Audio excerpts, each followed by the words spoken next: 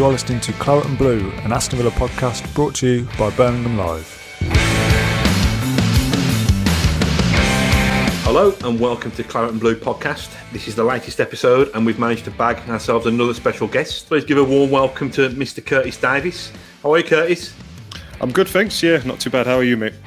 Yeah, good, thanks. I was just chatting to you before we got going, saying it's been a while since I last got to talk to you. So you've been gone from Villa, I think, about a decade now. So can we take you way back to when you were still a West Bromwich Albion player and you first heard of Aston Villa's interest? How did that come about, first of all, Curtis? It was a mad one, really, because at the time when I was at West Brom, we'd obviously been relegated, had a season in the Championship, and then we lost in the playoff final. But through that season, I was always told if we don't go up, I'd be able to leave.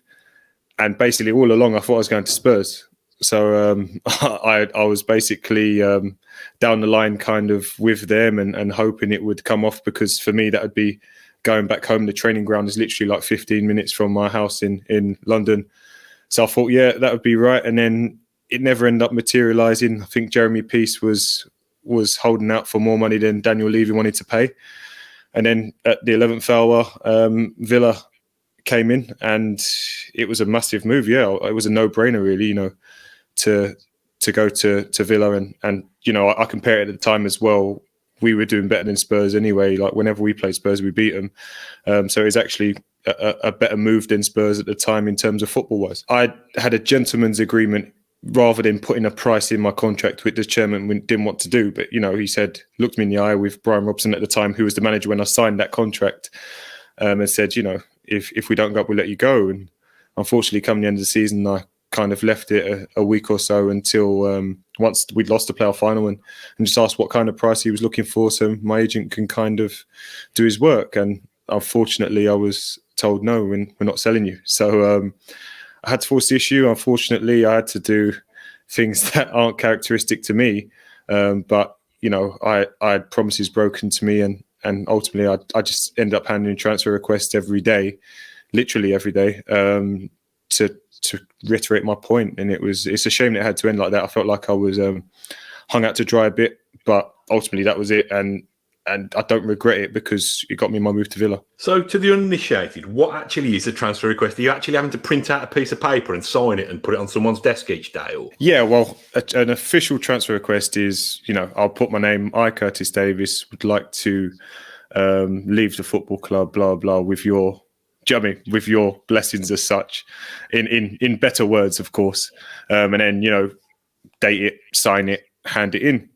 But because I was doing it every day, it became like a running joke between me and the chairman that I'd go into Jeremy Peace with my one for the day, and he'd have a blank one on his one ready on his table to hand back to me.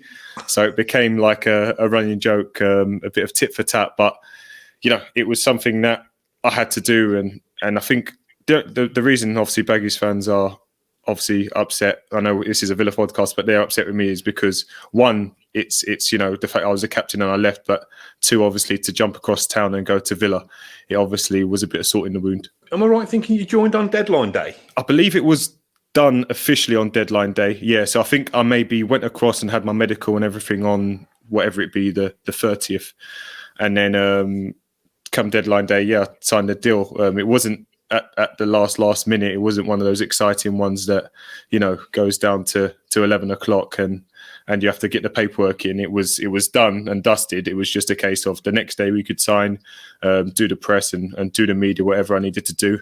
And I was a happy man. It was a very, very simple move. Yeah, like I said, I was living in Birmingham City Centre at the time. I was only 22, so I was living in Birmingham City Centre, and it was with the Spurs one, it's either I go home to where I'm from, or I stay in Birmingham. And it was obviously easy for me. I didn't have to, make all new friends as such to, because when you move, it's a big thing. You move up to a new club. Yes, they're teammates, but you've got no friends as such yet until you get to know them. Whereas, I stepped into a Villa squad, knew a couple of lads from the England 21s anyway.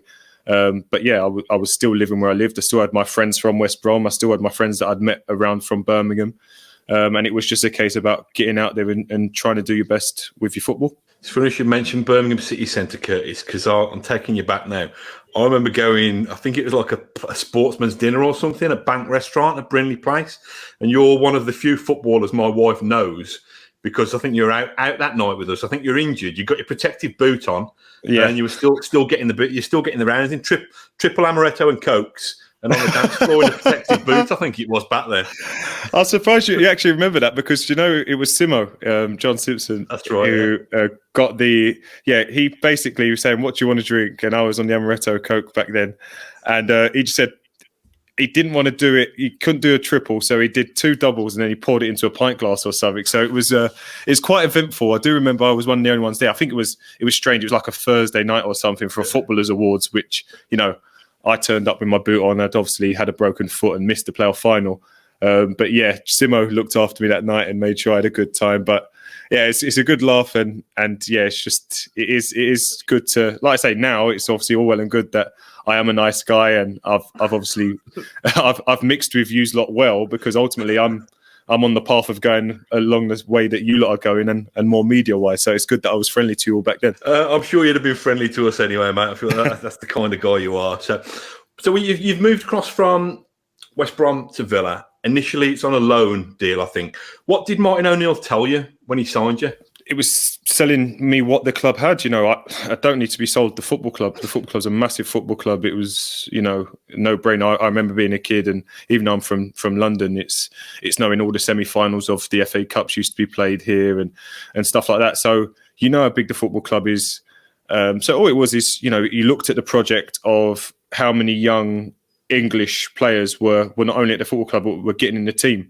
And for me, it was, it's the step that you're going to a big club, but you've got a chance. It's not the one where, I'm not saying I had the option, but you go into a Manchester United or a Chelsea or something like that, and you might be signed, but then you don't know when your chance is going to come.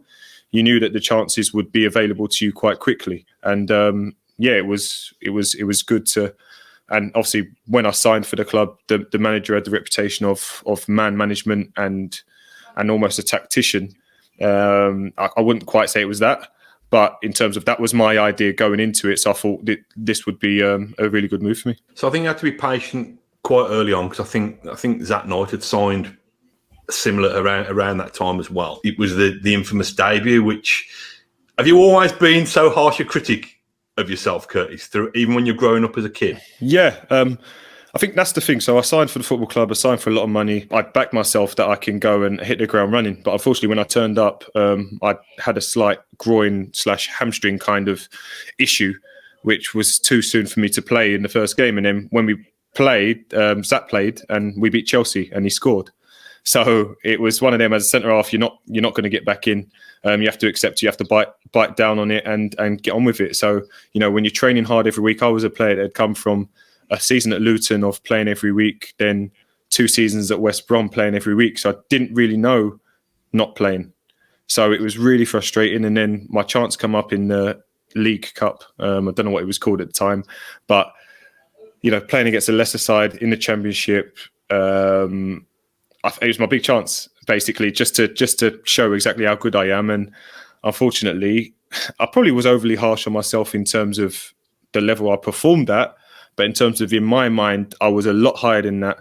So what I like to do is I address the elephant in the room and I talk about myself. So when I did that interview with Pat Murphy, it was always talk about myself, address how I feel I did, and then I could talk about the team or talk about whatever happens moving forward. But I've always been like that in a win or a loss, I'll always analyse my performance and make sure that I keep it balanced. I used to do it as a kid with my dad. It was always, we get in the car after a Sunday league game.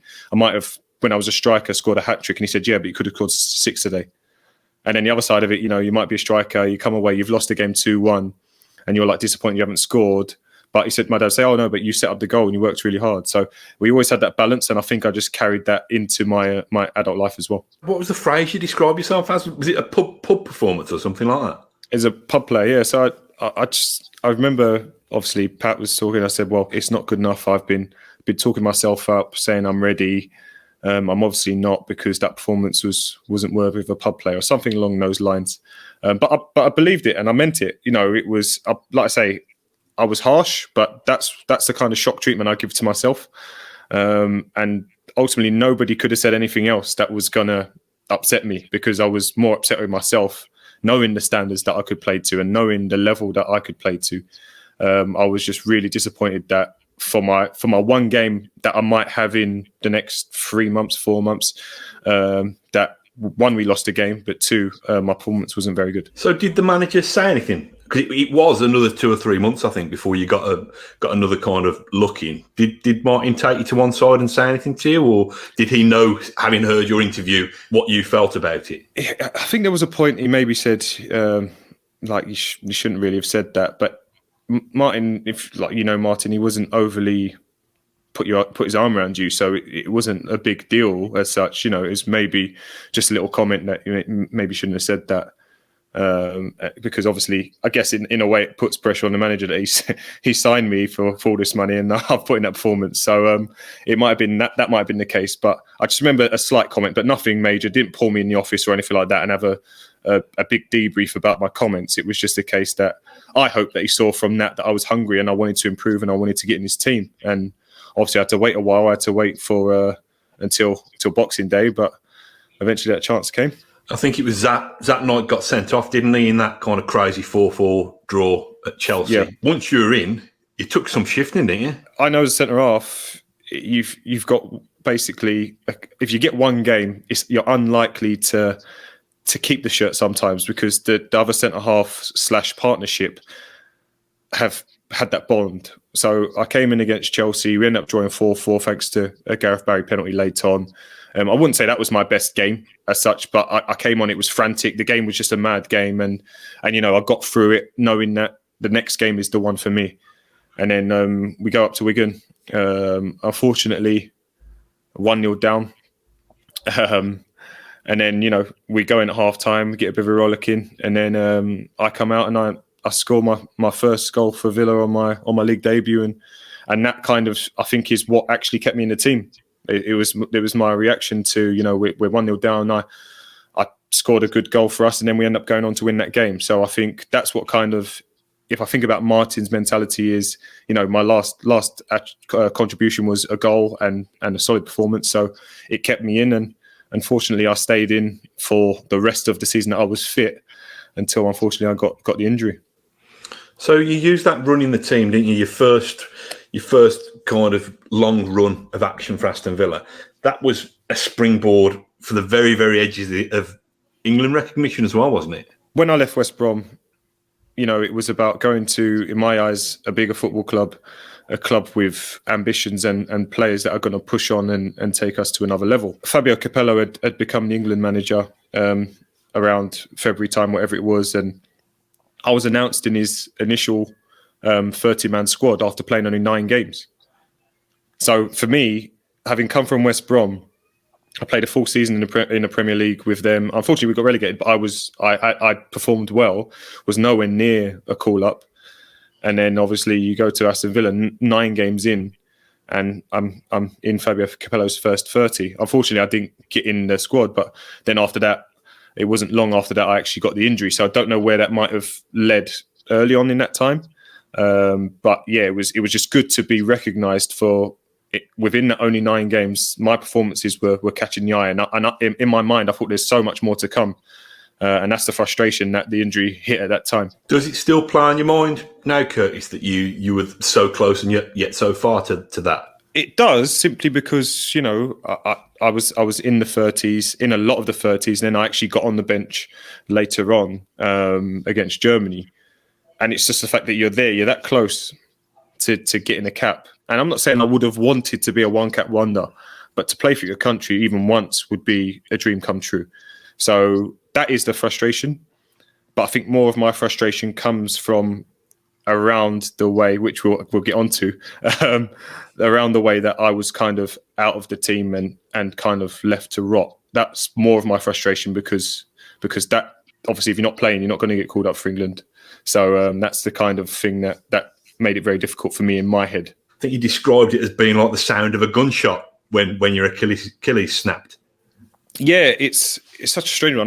That's the injury I'm suffering from now. I've unfortunately done it 3 times, so it's bizarre. But had no problems at all. I think we'd already made a couple of substitutions with people getting injured. I think maybe Nigel got injured, and I ended up playing right back. And it literally was just a case that seen a ball out for a goal kick, just turned slowly, not to rush because we were winning at the time, turned to go back to right back, and just heard really like an athletics gun. That's the way I described it. So it's like a really sharp bang. And then I kind of looked behind me thinking, as someone from the crowd like kicked the ball back in and it's like hit me, but I'm thinking that's really accurate. And then no one was behind me. The ball wasn't behind me. Ball was on the in the goal kick area. And I just went down. And as I went to go down, my foot was just planted on the floor with no kind of hold. So I knew, I'd heard about it before, but I knew my Achilles was gone. So it was really surreal for the physio and the doctor, because they were coming on the pitch. I'm just sitting there calmly as anything, saying my Achilles is gone. I've ruptured my Achilles. And they thought I'd be in pain. But because my nerves had gone with it, there was no pain. It's just the initial punch basically on the back of your heel that you feel. And then that was it, no pain. So the good thing for me and the lucky thing for me is that because the injury happened in London, Roddy, the doctor at the time, was in touch with a surgeon called Mark Davies, who used to do a lot of the Chelsea lads and things like that. And he worked at St John's Elizabeth's Hospital in St John's Wood. So it wasn't too far away. And I managed to get surgery within, I think, like 3 hours or so of doing the injury. So that was amazing for me. You know, like usually you have to kind of go back, ice it all up and all that kind of thing. But he luckily was able to come in and perform my surgery. And that night I'd already had my surgery and was ready to start focusing on my comeback. Okay, that's happened, but I'm already on the road to recovery within hours. That must be a strange situation, really. Yeah, I've never known anything like it. And when I speak to people and I tell them that I had an operation within 3-4 hours of my injury, they can't believe it, because usually the protocol is you have to wait for the swelling to go down and then you have the operation. But because my swelling never appeared yet, it hadn't had time for my swelling to appear. So I was the other side of it, that I managed to luckily get to the hospital, was half an hour away, and the surgeon came in. And I think the biggest thing for me as well was the surgeon, Mark Davis, was so simple with his definitions. It was, one part of your Achilles is there, the other part is there. I'm going to pull them together. I'm going to cross-stitch it. You're going to be out for about 6 months, and you're going to have to build your calf up and get back. And it was just like so straight down the line points for me that's all I needed. I didn't need to be mollycoddled in terms of, oh yeah, it's going to be 6 months, but you could do it in 3 or could, do you know what I mean? None of that. It's just 6 months is what we expect. And my mindset was, right, 6 months target. If I can beat that, then I've done really well. And mentally, I was strong enough to go through that. I think you did beat that, didn't you? Did you come back in time? I know you were available and playing again in August. Did you come back in time for proper pre-season, or did you hit that a bit late? Well, this is it. It's a crazy one, because I basically didn't have a closed season. So my closed season was, I had a couple of weeks off, went on holiday, yes, but I was pretty much in or doing my work at home, whatever I was doing. So I basically was at the stage where I was kind of running and stuff like that as pre-season started. So I was able to join in some of the runs and that for pre-season and keep my fitness up. But I was fit because I've been working all summer. And I just remember that I think I trained maybe 2 weeks before the season started. I started full contact training. There was a behind closed doors, like pre-season friendly with, I can't remember who we played, but I was meant to play 45 minutes just to see how I got on. And then I played 60 minutes, I think, in that. So obviously played longer, but I was happy because, I felt good, no problem. And then the weekend of that game, we played Reading in the last pre-season game before the season starts. And I just thought, I'm going to go there. I'm going to play maybe play a few minutes or whatever. Started the game, thought, I'll only play 45. Played 90 or close to 90. It might have been 75 or something like that. And then the next week, the season was starting. So, those those last pre-season friendlies is the team that's out is usually the team that's going to start the next week. And in my eyes, I was like, well, technically it's my place to lose. And come Man City, I started, and luckily we got off to a flying start. Gabby hat-trick, we won 4-2. So in my mind, like I said with Zach when I first signed, it's my place to lose. And obviously I ran away with it that season. That must have been a real psychological boost, the fact that you'd suffered this fairly serious injury, but the manager, you got enough credit in the bank with the manager from 9 or 10 games that he actually thought, yeah, I want this man in my starting lineup. Yeah, and that's what people think. People think I really disliked Martin O'Neill in terms of had a personal grudge.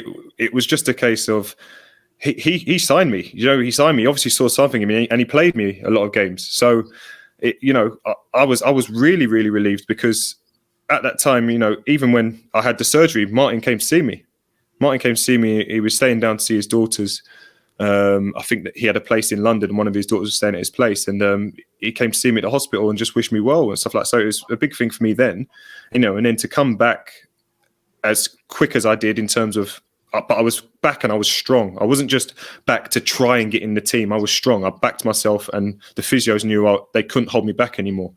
And the fact that the manager, rather than taking the easy option of playing the player that's been fit all this time, to give me that opportunity was massive. And like I say, once you're in the team in centre half, it's hard to find yourself out unless you obviously have a massive drop in form or an injury or suspension. So, yeah, it was a massive psychological thing for me because it felt that all the hard work I'd done through the summer and the graft that I'd put in, because I only know how hard I worked because no one was there to see it, that it all paid off in the end. And it was my just rewards, I believe, for everything I did. Can I ask a stupid fans question? In terms of when you're a footballer and you've got a kind of whatever part of the leg it is, how does it affect your kind of daily life initially? Do you have to get your missus to drive you around? And you know what I mean? Mine was my left.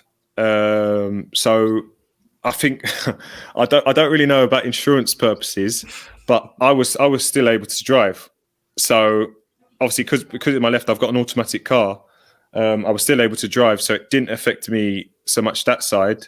But obviously, getting around the house at night. So if I'm getting out of bed at night to go get something, go to the toilet, say, I'm having to get the crutches, make loads of noise at night, get up, go over. Then, you might have to turn the light on because you don't want to slip. So you're waking yourself up a bit. So you don't really think about those things. But the other side of it is I actually had an issue with my heel.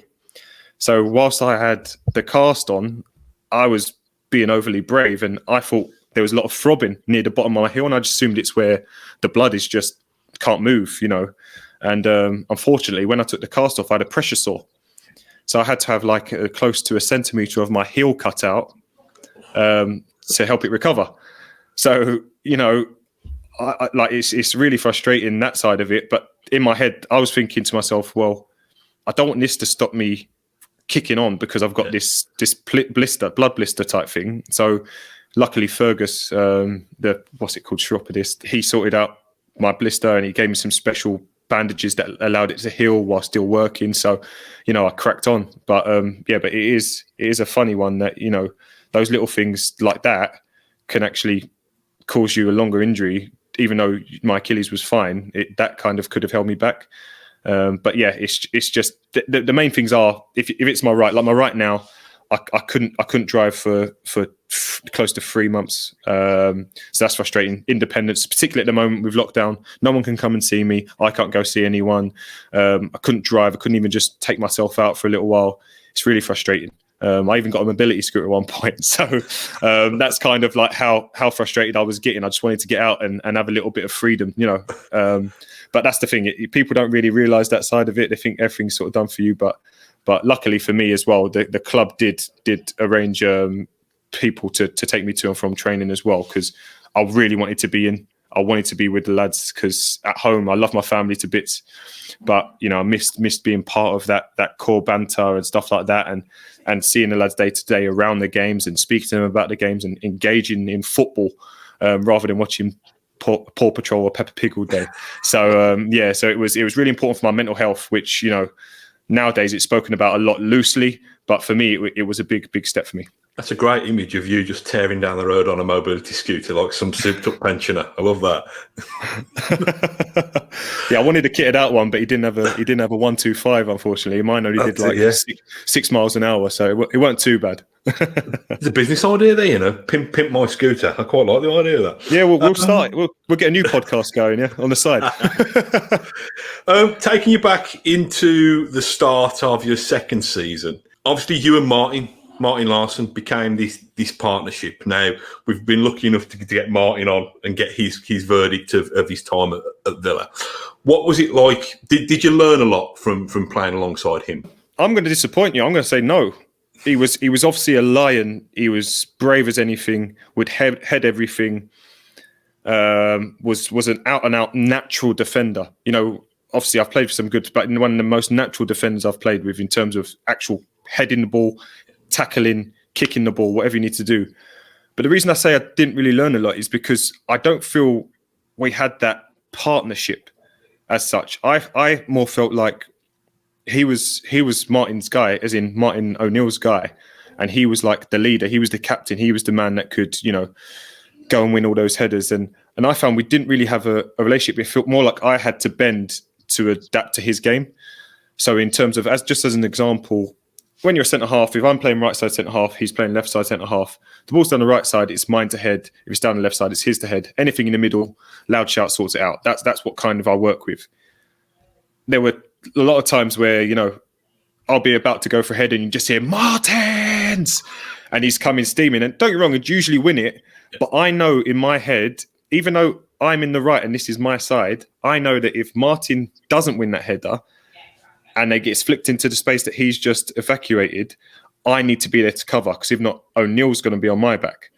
So that's what the only reason I say I didn't really learn a lot, because, you know, there wasn't that kind of relationship in terms of give and take. It was kind of Martin was the leader of it, and I had to play a backup role as such. And that kind of that's the only reason I'd say that he was individually a brilliant centre half, and not to say that he never spoke to me in terms of left shoulder, right shoulder. I don't mean it like that. I just mean in terms of when I talk about centre half relationships, I don't think that was my favourite relationship. Yeah. I felt it was more I had to sacrifice a lot to make sure I was in the right place for him, basically. Really insightful that is, because from the outside looking in, we don't get this kind of knowledge of how dressing rooms work, but there's almost the kind of expectation that even fans' favourites and big players and important players, there's almost this expectation the outside looking in that everybody's equal, but that's not necessarily the case. Yeah, but again, it wasn't like we had an issue. We were good. We got on well in terms of us. It wasn't like an issue that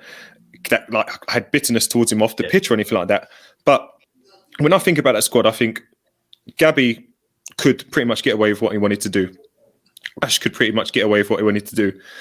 But they were in forward areas. Whereas Martin's a centre half. For me, like I said, I had to bend to make sure that whatever he does, I'm the other side of it. And that's why I found it quite difficult. I think you made 45 appearances that season. Did you, and I hate to phrase it like this because I know it's never that simple, but did you think you kind of got it sussed? You're becoming an established Premier League player with a big Premier League club. It must have felt good. Yeah, 100%. I'm not saying I thought I had it sussed, but I felt I'd earned my stripes, put it that way. You know, to play that many games for Aston Villa, play in Europe, captain the club in Europe, get in England squad and be on the bench for England. It was looking at the trajectory that I wanted it to go, but I still wanted more. I wanted to make sure I was the main man that could lead from the back and you know, eventually maybe captain this football club. You never know what goes on going forward. But you know, I wasn't satisfied by any means, but I was quite happy with the progress I made, particularly being the year after I'd just come back from a really, really serious injury. And I think that's why, you know, I was really pleased with how that season went overall. There's a couple of people I've asked from your vintage back in 2009-10. Just because it amuses me. It might not amuse you. Just the John Carew thing with the Rocket Club and the Ajax game. What were your experiences of that? I presume it was a source of fun for his teammate. Johnny Carew is an absolute legend. If you knew John, it wouldn't surprise you at all. That's all I can say, really. Like, but I can't imagine it would faze him. Like, I don't know how long he might have been doing that in his career. So, you know, it's one of those things. You got caught in Rocket Club the night before Ajax. From what I believe still to this day is, I think he thought, or he kind of had a hint that he was going to be rested anyway. But he took that as, I'll go out, rather than kind of, oh, well, I'll have a nice time either sat on the bench or in the stands tomorrow. So I think that's the side that John didn't allow margin for, shall I say? But yeah, it was just funny, and it's all innocent. John was single; he had no if he's got a missus and stuff like, it causes problems. But it was just funny because the songs afterwards just made it for me. Sitting on the bench, and if you're ever on the bench and you're singing along with the fans, or even on the pitch, sometimes you find yourself John Carew. So yeah, it's brilliant listening to those chants, and it's infamous now. So Johnny was an absolute legend, and what a guy. That Ajax game, I think you were on the bench.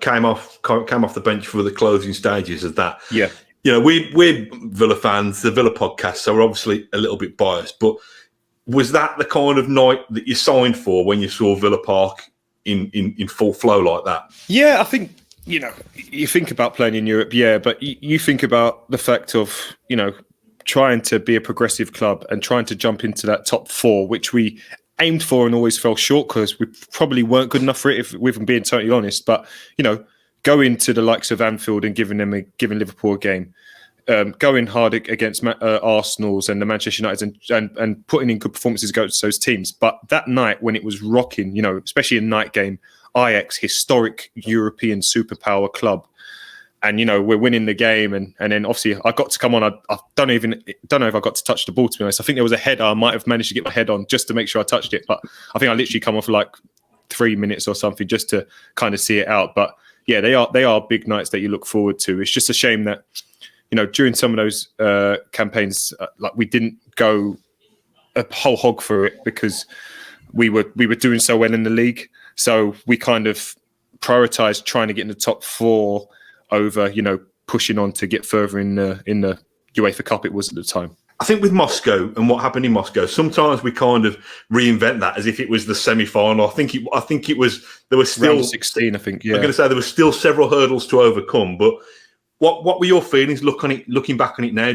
Are you disappointed that Martin didn't go stronger with it and give Villa a greater crack at it? Yeah, I think that's my individual feeling though. That's me being selfish and wanting to win that game and wanting to play against more European superpowers and try different stadiums and different styles of football. So that selfish side, yes. But if it had worked out, then it would have been a masterstroke. Do you know what I mean? If he said that he rested these players and we won. But the big thing is, it wasn't just a case that we were resting players. It was a case, I think, the likes of Barry Bannon, I think, made his debut that night. Maybe Mark Albrighton. And I know Nathan Delfonso started up front because we had a goal disallowed that actually was onside. And we could have actually won it with that team, to be honest.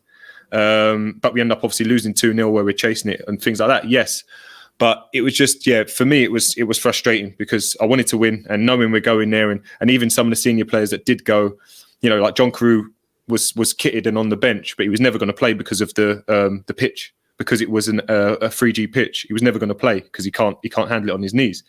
So it was highly frustrating for me, but still a massive experience to play at a place like that, both the hostility side of it, playing on that pitch, big European night. Frustrating, but all for the experience of a career. I think the following game, it was Stoke and Glenn Whelan, because Glenn Whelan pops a screamer in the top corner in the last minute. How does that then feel? You're cruising in a game, with all due respect to team you should beat. If you've got them aspirations to get in the top four, you're cruising against a team you should beat, and to let them come back into it, it just highlights the Moscow thing more. That's the problem. That wasn't the problem. Moscow was set aside, really. It's the fact that we didn't see a game out that we should have won, and we had been very good at doing that. So I think that was the bigger frustration today, regardless of Moscow. But obviously the bigger picture, as you talk about it, always comes back to why did you rest all those players just to put in that performance? So, you take it with a pinch of salt, but I do totally understand fans why they are frustrated with that. Because, as I said, I was frustrated myself. I think you've been quite open and honest in admitting that Villa fell short of Champions League for a couple of seasons because, in your opinion, weren't quite good enough. Was there something, and we've got our kind of amateur psychologist theories that Martin used the squad so much so that by the time it got to March, whether there was nothing left to give or whether the pressure got too much. What's your theory for why it just kind of unravelled around that time of season? I think it's not so much Martin and his tight-knit squad, because if you've got a team and they're playing well, and they're fit, you want to play them as much as possible.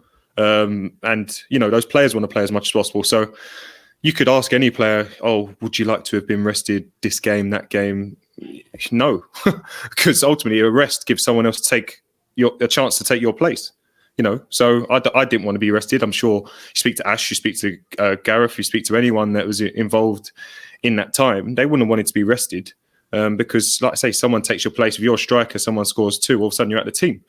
So that side of it, I wouldn't say so. But the difference is the big sides that we're used to rotating, when somebody does come in, with all due respect, they're bringing on an international that's going to replace him. So they've got 2 teams of internationals, whereas us, we were working on, in my eyes, probably 15 players that you'd say could start for Martin in terms of in his eyes, shall I say.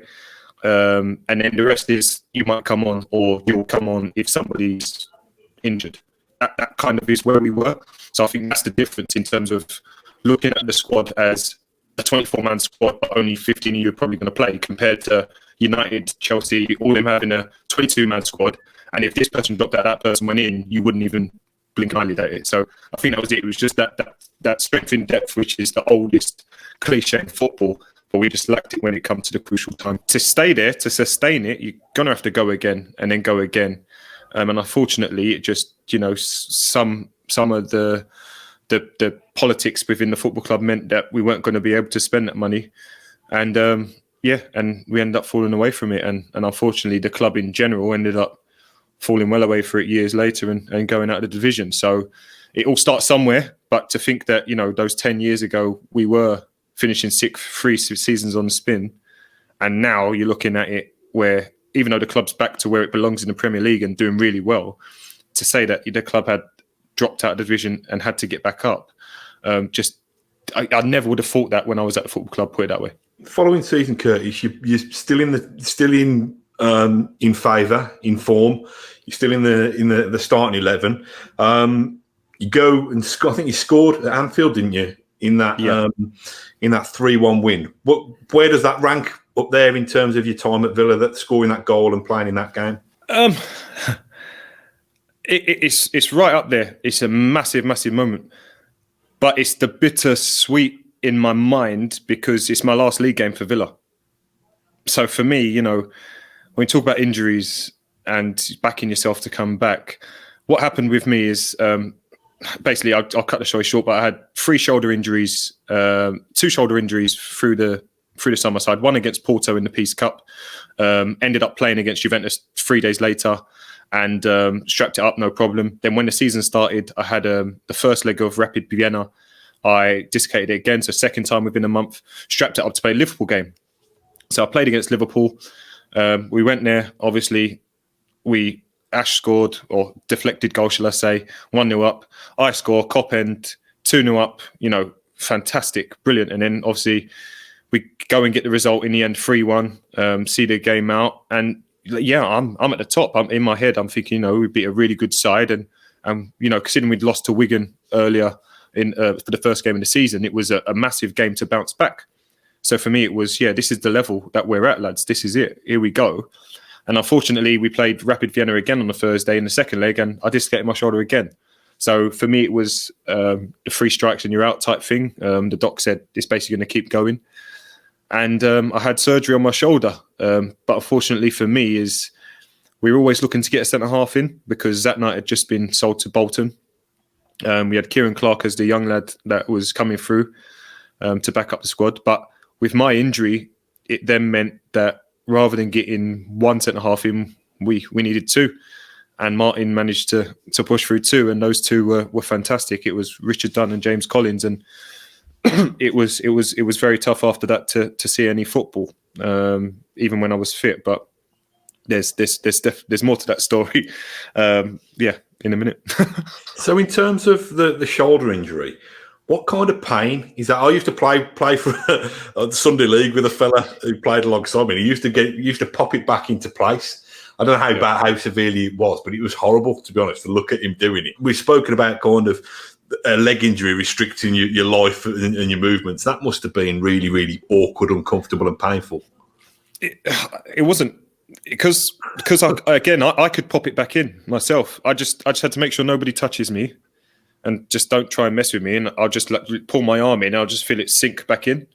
So I was able to do it, and it happened earlier. So it happened the season before when I was played all those games, the 45 games. It happened against Everton. I think we played them in the FA Cup. We lost, but I dislocated it 3 times in the same game. But I kept popping it back in because we were losing. I wasn't going to come off. I was refusing to come off. But the next season, I thought, well, it hasn't happened for a while. I'll be fine. And unfortunately, like I say, pre-season it started Porto, then Rapid Vienna twice, and it was like, well, okay, it does need doing. But it wasn't an issue for me. It was just the fact that once it goes, it's weak and it's vulnerable. And that's the only side of it that was uncomfortable for me in my head, because as a centre-half, that you want to go side to side with someone, you have to use your arms for leverage when you're jumping for headers. It's not nice knowing that one little knock can knock it out of joint. But yeah, I was never worried about the pain. It was just the fact that it was vulnerable. And yeah, but I've done my left since then. And I just popped it in and cracked on and ended up playing a 48-game season. So, yeah, definitely not an issue in terms of pain. Just the frustration of the laxity of the joint. So you've got dodgy Achilles, dodgy shoulders, but a really high pain threshold. Is that the way you've been built? Yeah, that's it. That's I must be made of strong stuff. But I said with me, if I go over my whole career, I've hardly had any little niggle injuries. I've not really had many calf out. I've had a calf out for 3 weeks. I had a hamstring that was mismanaged because a new manager came in and I had to play blah, blah, blah. But that was like 7 weeks, 8 weeks. But other than that, it's like shoulder, 3 months, a broken foot, 6 weeks, and then 3 months when I had to have it operated on. 3 Achilles, 6 months each. You know, I've but that's the crazy thing. I'll have an Achilles, then I'll train every session for a year and a half, 2 years. It's crazy how my body works. I would like to know what it is, whether I'm just a bit too crazy or something. I don't know, but yeah, it's just really frustrating when that happens to you. You mentioned the Peace Cup, and this always pops into my mind as well about Del Piero's penalty. Yeah, when you say Peace Cup, the smile comes on my face because it's the best stag do I've ever been on. And that's the God's honest truth. Like, I'm on a Villa podcast. I'm not at the club anymore. I can be totally honest. But considering we went there, right, and we're playing against top sides, we're playing against top European sides, and Real Madrid win the competition, and Sevilla, and all these clubs are in the competition. But we were there, I think, for maybe 12 days. I think I must have gone out myself about 8 times out of 12. I think maybe a couple of others, probably Carew, I think might have top 10. But the thing is, it's because we were given the thing of, oh well, go out for the day, enjoy yourself. You got a free afternoon. So obviously we're in Marbella, so we're going to Ocean Club or going to Plaza Beach and have a beer, have a beer. Yeah, go on, have one, have 2. It turns into 5 or 6, and you're going back. It's like, oh no, I'll be all right for training tomorrow. You train, and then the game comes up, and you play a game, you end up winning. And you're like, oh, all right, we've cracked it. So you got another game in a couple of days. Like, well, we might as well do the same again. Should we just go down Plaza Beach? And that's how it was. It was kind of like, if we hadn't got the results or we'd been battered, lads would have been like, no, we can't do that. But because I know we lost the first game, but Ash scored a late goal to see us through and actually got us to the semi-final and things like that. But it was just like before, I think that it might have even been a day of Porto. We had a free afternoon and we were just on the beach and just like having a few beers. It's like, we're going to get battered anyway by Porto. So what's the point? We end up beating them. And then, but that's how it was. Honestly, it was such a good laugh. And in terms of team morale and team building, in terms of trying to sneak out of that hotel, that was the best thing. But that penalty does, he's a legend, absolute legend. When you talk about footballers, it's thrown around too often. But to even see him, I was slightly starstruck. But the way he took that penalty and then Brad Guzan and getting in his face afterwards just made me laugh. I'm thinking Brad's hammering a legend, but with right. But yeah, it was brilliant, and yeah, just that trip is it's got so much fondness in my memory from my whole football career. It's definitely one of the best trips I've ever had. Not only because of the nights out, but because the level of football we played and the fact you can go toe to toe with a Juventus side, and we pretty much had a reserve/youth team, under 23 team playing. It's incredible, and that was a massive experience. No wonder you didn't feel the pain of that shoulder if you're 10 points deep and 3 triple amarettos. There's no danger you're feeling that, is that? Oh yeah, definitely. But yeah, like I say, it was just like I said, I can just switch into that thinking about it like it was yesterday, and it was just the laughs and some of the people that trying to sneak out the fire exit, and then there were times where we were allowed out and other times we weren't, but we were going out anyway. I remember we all said, right, meet by the back door, back fire exit. We'll go out the car park and go out that bit, and we'll get taxis to pick us up from there. So I just remember we went in, so we got a couple of the young lads with us, like Shane Lowry, who at the time was a kid, shouldn't really have been coming out with us. But we get in this taxi, and then the taxi starts driving towards the front of the hotel. I'm thinking, like, why is he driving? He might just be like turning around. I don't know what he's doing. Driving towards the front of the hotel. He pulls up to the front of the hotel. I'm in the front.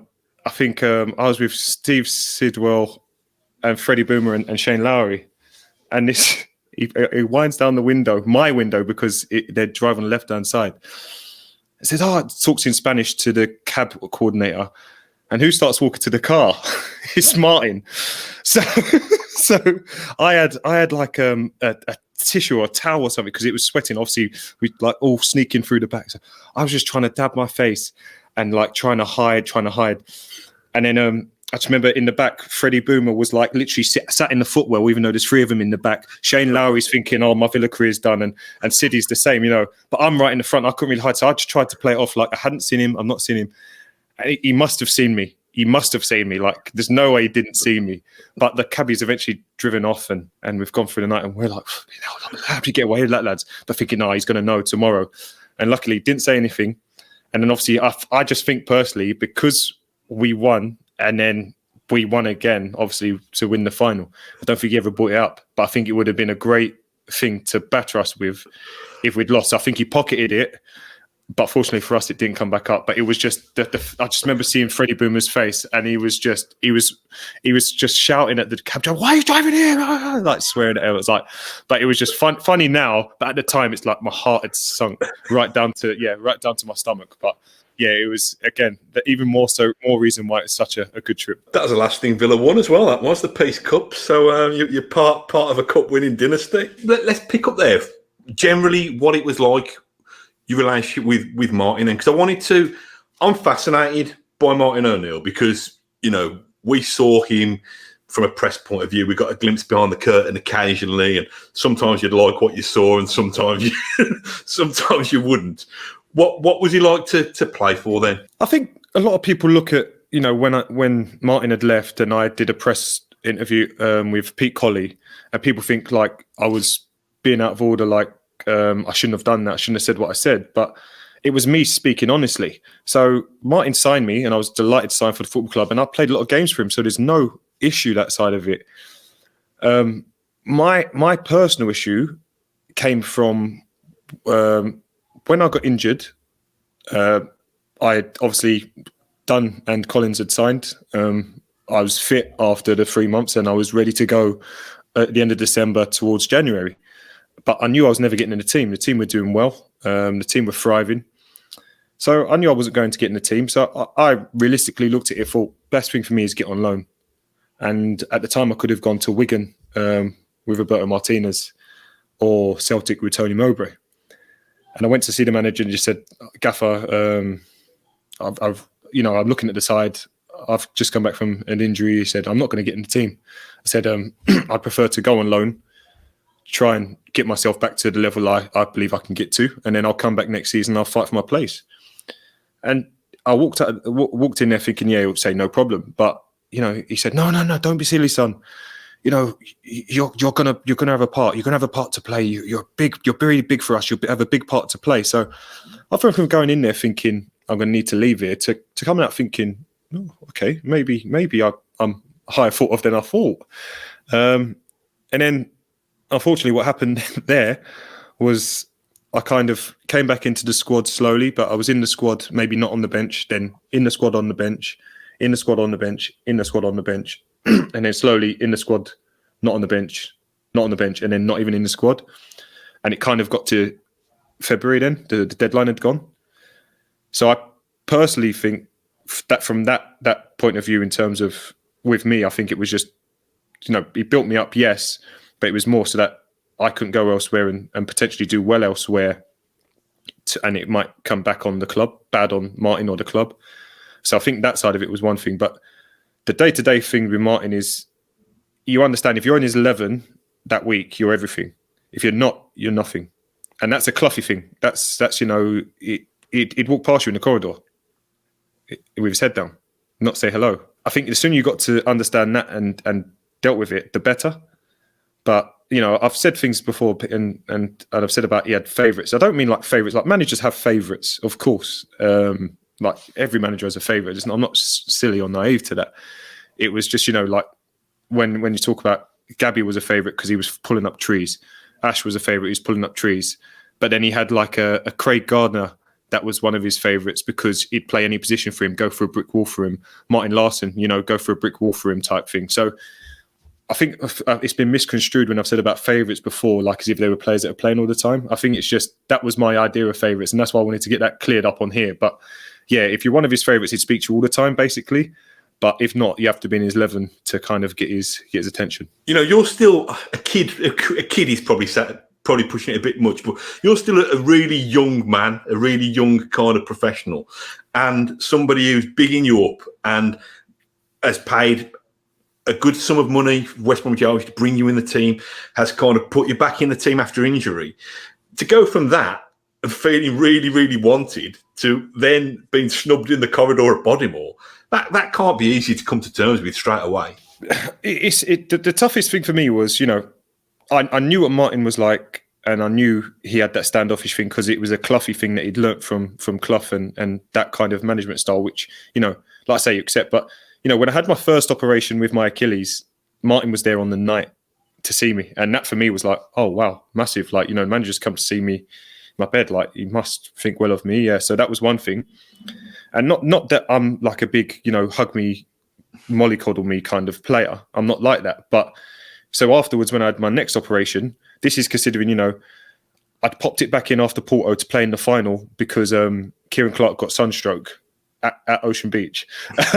So I played against Juventus because Kieran Clark had sunstroke and we had no one else. So that's the reason I played. But I was like, no, listen, it's Juventus. I'll strap it up and I'll play, which I did. And we won. And at the time, the club thought they were getting €2 million.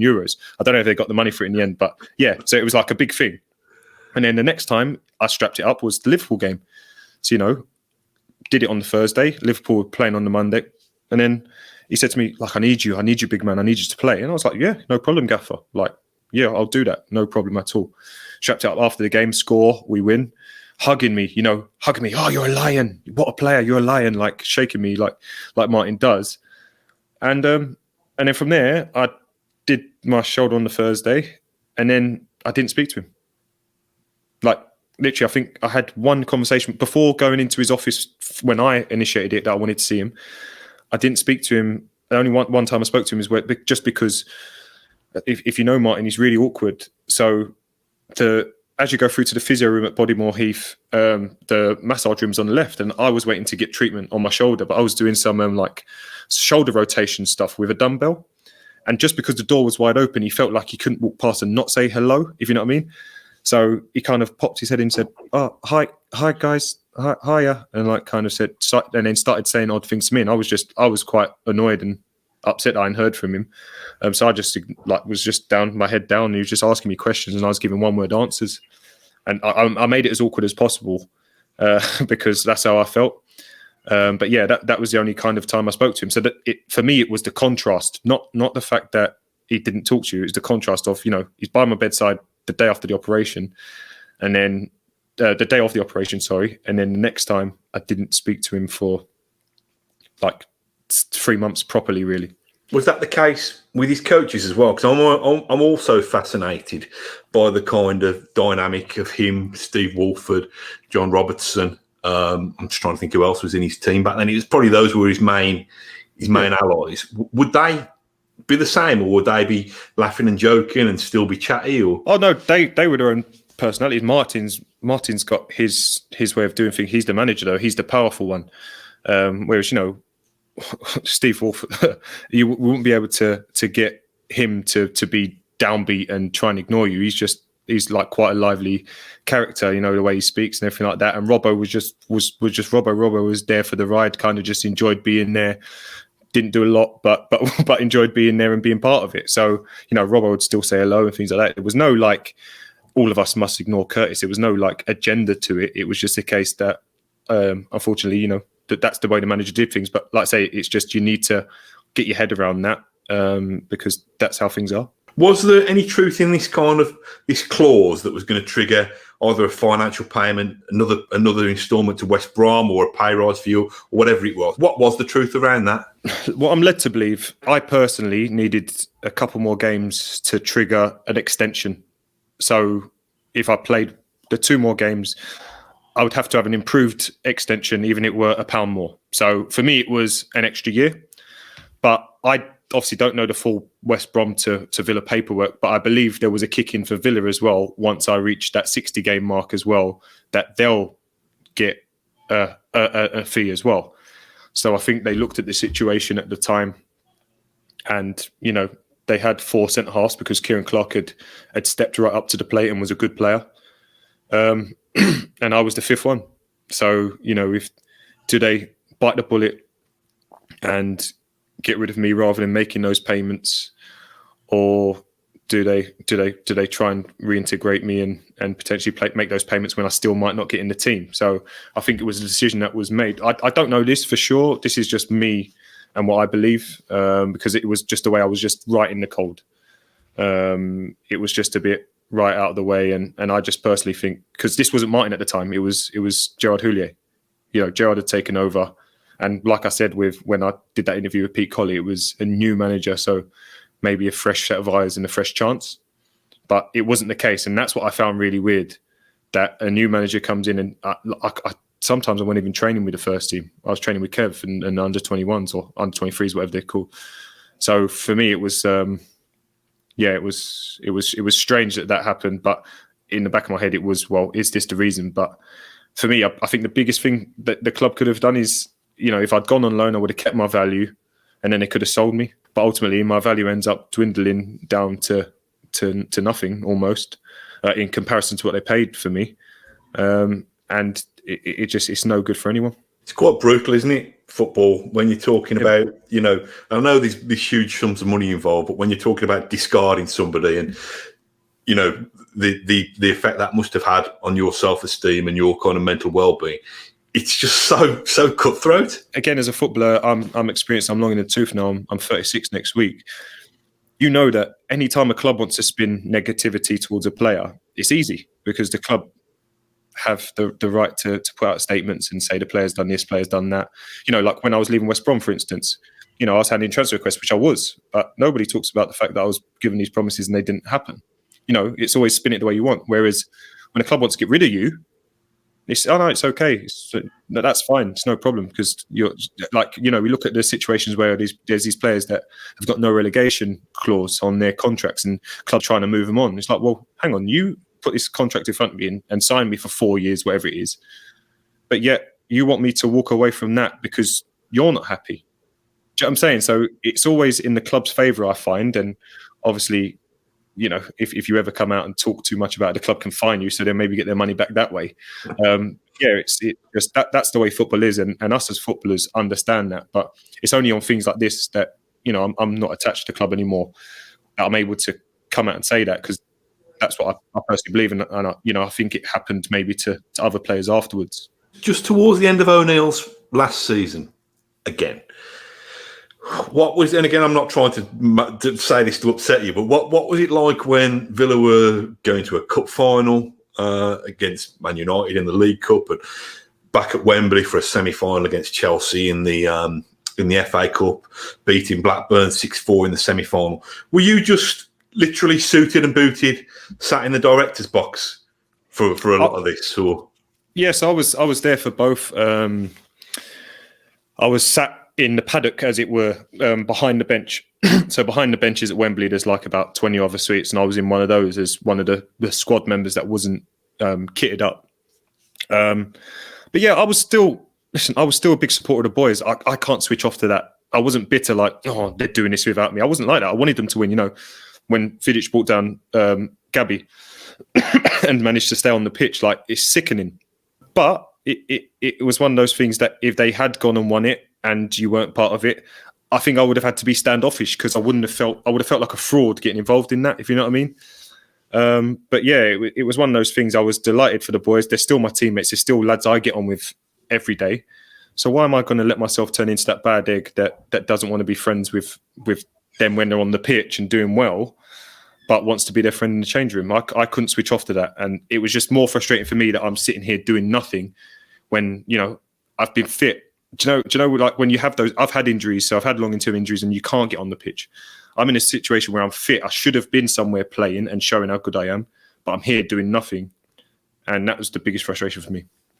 So just on to Julio then, you've alluded to this a little bit anyway, but is that when your mind started thinking, well, there must be something untoward because I've not even had a chance under this new fella? Yeah, well, I can give you another story, simple one. A Carling Cup or whatever it was called, a League Cup game at the time, when we played Blackburn. And, it was always a team that was a lesser team when you go in the Carling Cup in the earlier rounds anyway. And I was on the bench. So I was on the bench because it was a lesser team. And I came on. I think Stephen Warnock got injured. So I think maybe Carlos Cuellar moved to left back or something like that. But I came on and I played. And I came on and I think I did well in the 20 minutes. I think I won a big header that ended up being almost an assist. And we scored from it. So what Gerrard the next day, so that was maybe the Wednesday, and then came in the Thursday, and I was training with the lads, the first team, because obviously I only played 20 minutes, and they didn't have a lot, so I was definitely training with the first team that day. And he said to me, he pulled me aside and said, "Listen," he goes, "I know you haven't really had a look in, you haven't been near it, but now after the way I see you come on yesterday, you're ready. You have that header, you get the assist, you were ready, and I like that attitude. I like the attitude that you have had no games, but you were ready. So I'm going to be keeping you really close and make sure you're challenging these for their place." And there's me thinking, I had a buzz. I was like, my career's back. I can still be a Villa player here. Do you know what I mean? I've got a real chance still. So that was the Thursday. The Friday, we come in, we were travelling away somewhere. I wasn't in the squad. So I was like, so you're going to have me that close to the players that I'm going to be watching them from home? So for me, that was the bizarre thing. If he never said anything to me at all, I would have just thought, I need to get out of here.